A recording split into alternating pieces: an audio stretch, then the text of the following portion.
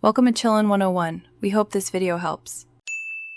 You begin by confirming permissions so Nova can hear and act, grant microphone and location, then allow notifications. Next, install or update Nova Voice from Play Store and sign into your account. This ensures sync and preferences.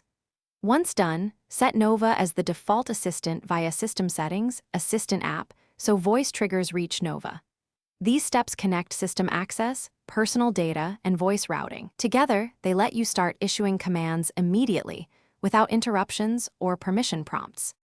Now you configure Nova for accuracy and useful responses.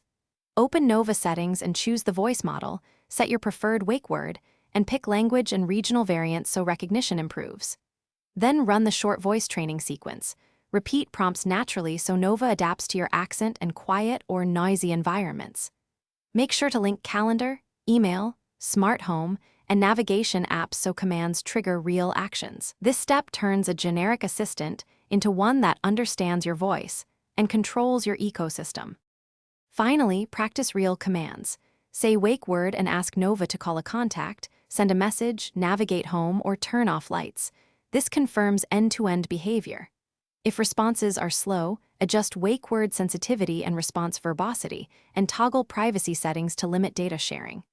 Make sure background app optimization is allowed so Nova runs reliably. If things go wrong, restart the app, verify microphone permission, and clear cache. That often fixes misrecognition or lag without resetting your whole configuration. Thanks for watching. Consider subscribing if we helped you.